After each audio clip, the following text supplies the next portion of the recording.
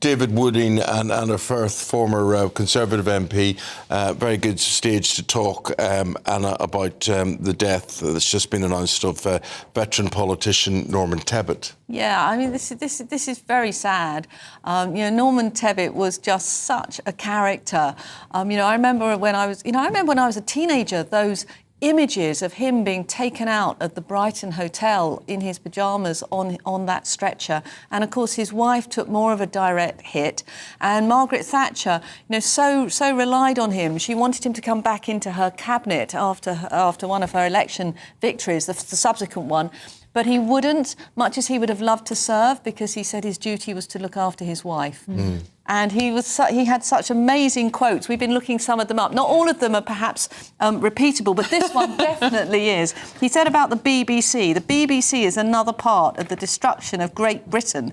The truth is that the BBC doesn't know that it's biased. It thinks that Guardian-reading champagne socialists are the norm.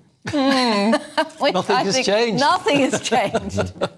And of course, his wife, Margaret, had such severe spinal injuries. I think she spent 2 years in hospital, the rest of her life in a wheelchair. Very, very serious injuries. Yes, and Norman Tebbit was loyal to his wife and dedicated the rest of his own life to looking after her. She died in 2020. And that, as Anna said, that abiding image of him being brought from the wreckage of the 1984 bombing of the Grand Hotel in Brighton will stick with us. The other one that will stick with us is the spitting image. You took the words out of my mouth. Yes. Because I remember trying to think of a word to describe him when I was working on a tabloid newspaper, and we called him Cabinet Bother Boy or Cabinet Boot Boy, because don't forget he'd been described by one Labour politician as a semi-house-trained polecat. Yes. And Spitting Image, the TV programme, took this up and dressed him up in leather jacket, gear and a collar and a cosh, knuckle dusters. They called him the Chingford skinhead. That's right, yes. and they loved him for it. But he loved it. The thing was, it was direct talking, and there was either a market for that or not. I mean, his famous quote was telling people to get on their bikes and look for work. Absolutely, and that was taken out of context, because he wasn't just saying, you've got to get on your bike. He was referring to his father, who'd been unemployed, but rather than sit at home and wait for things to come to him, had gone out on his bike looking for work until he eventually found it. And that's what he was saying, get out there, keep looking, and eventually you'll find work. A little bit of background of him as well is quite fascinating. He was an RAF pilot, and then he was the old BOAC, British Overseas Aircraft Corporation. He was a navigator and a pilot for them. He did all that. Wow. Listen, I just want to get some more from our political editor on this one. We say good morning to Christopher Hope. I mean, he was a political giant, though, Christopher, wasn't he? Eamon and Miriam, he really was. He was someone who came to symbolise, I think, Thatcherism. He was obviously on Spitting Image, notably as this kind of a bother boy, someone trying to kind of get people back to work in the wake of the difficult period of this country in the 1970s. He was someone who was the spine, I think, of the Thatcher administration. He gave it some backbone. He was very clear on work matter. Get on your bike was that famous quote there, I think David Wooding was mentioning. He was a connection, I think, for the current group of Conservative MPs with that Thatcher, what Thatcher meant. There are barely anybody left now who worked with Margaret Thatcher in government. It's often used as a time when the Tory party felt it stood for something, and that connection has gone. But there were two parts of his life, of course. The public-facing one, but also the one where he cared for his wife, Margaret, movingly, who was paralysed by that Brighton bomb by the IRA in 1984. There were definitely two halves to Norman Tebbit. I had lunch with him a couple of times. He gave me a copy of his cookbook.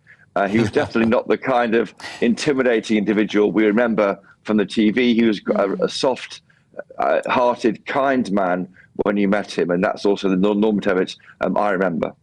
What did Margaret Thatcher see in him? For instance, I mean, he definitely wasn't a Cameron disciple. He would have thought that Cameron was far too soft and whatever. But what was it that Margaret Thatcher wanted from him and wanted to work with him for?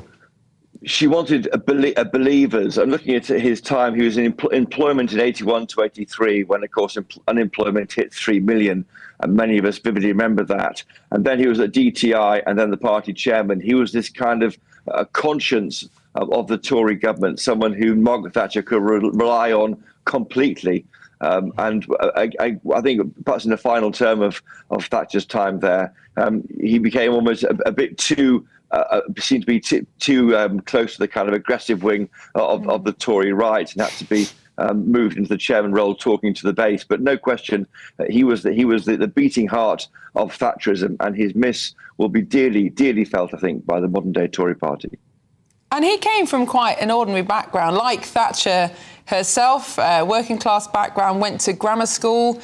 He was not the typical Tory, as people might imagine. No, exactly not. And he's someone with humble roots, but like the daughter of the Grantham grocer. I mean, exactly that. I mean, it was this kind of get on your bike, get up, do a job.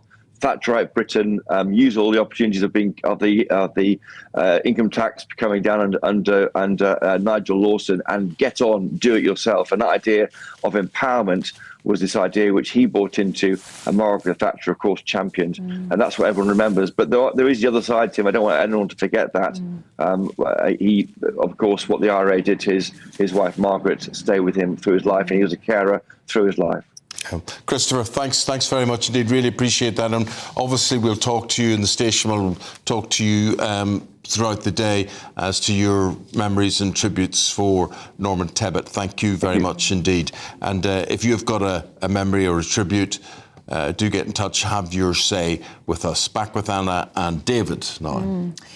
David, it does highlight how short political careers are these days compared to in the past. I mean, Norman Tebbit was on our screens in the front line of politics for a long, long, long time. I mean, the average MP, Anna and I being the clear examples, does not last that long so more. Or people leave politics voluntarily. Well, we are in a big period of churn. When you look back to the days post Heath and Wilson, you had years of Margaret Thatcher, followed by a few years of John Major, and then you got the Tony Blair years. So those were great, stable years, if you think about it, of one government with both given thumping majorities and the ability to change the face of Britain for the better or for the worse, whichever side you're on. But now, of course, it's been chopping and changing.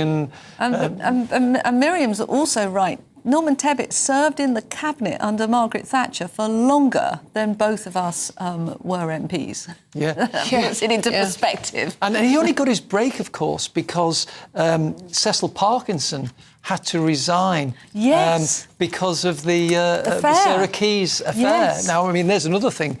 MPs don't resign because of affairs anymore. And Mrs Thatcher was very sad about that, wasn't she? Because Cecil Parkinson was one of her favourites. He was loyal, and then he not only took his job in the cabinet, but then became a right-hand man and a confidant of the Prime Minister. You could see that, couldn't you, in that photograph of them at the conference? He was absolutely right there beside her. The key thing about him is, again, he said it as it was. He wasn't afraid to have an opinion. Again, some MPs today, it's all this triangulation on the one hand, on the other hand. He was always straight with what he said. Yes, and I wonder what... Sorry, Anna. And what I would say, and I don't know if you'd agree, Miriam, some MPs don't even appear to have an opinion. Yeah. I mean, got to be honest about our current Prime Minister. What does he believe in? I don't think anybody actually knows. And it'd be interesting to know what Norman Tebbit would think about the benefit row that's going on at the moment. He clearly believed that people had a responsibility to provide for themselves, provide for their families.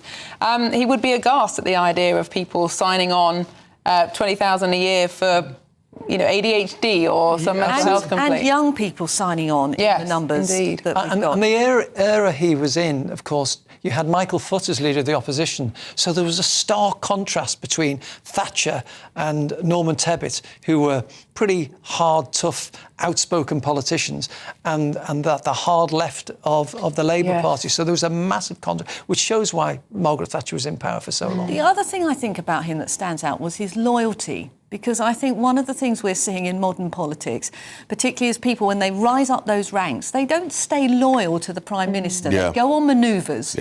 trying to But do you get think them that's because, as you said a moment ago, nobody knows what the Prime Ministers stand for? Thatcher was absolutely clear what her vision for the country was, and agree with her or disagree with her, she remained constant to that vision.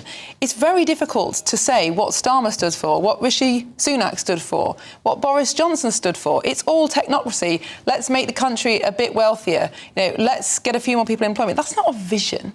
I agree with you. The one I would disagree with you on, though, is Boris. Like him or loathe him, he did have a vision for levelling up. It was the fact that, unfortunately... Why didn't he do anything about it? Because we had COVID. COVID knocked out his premiership. Yes, but in order to deliver levelling up, even had we not had COVID, they would have made some very, very difficult spending decisions and decisions around, for example, industrial policy that you and I both know many of our former colleagues would have voted against. Yeah, but they might have done, but that doesn't make it wrong. I think his observation that talent is distributed equally, but opportunity is not, was absolutely the right one. It's an observation, not a vision. The one big thing Boris Johnson had, which we haven't seen in any of the leaders since, is a bit of charisma, personality, and chutzpah. I mean, people like a good orator, and I'm afraid we don't have one of them. He was a TV personality. I mean, have I got news for you and whatever. The way Trump did it in America with, what's that programme? Oh, Apprentice. The Apprentice and whatever it is. They give themselves profile there and then people buy into it, and that's the way it is. Guys, we've got to say goodbye to you. Thank you very much indeed for putting the Norman Tebbit situation into context for us. And could the Conservatives in 10 seconds do with a Norman Tebbit today? Absolutely. His message of actually get out there, personal responsibility, look for work. Don't look to the state all the time to solve your problems is what we need. OK. Thank you both very much indeed. Appreciate it.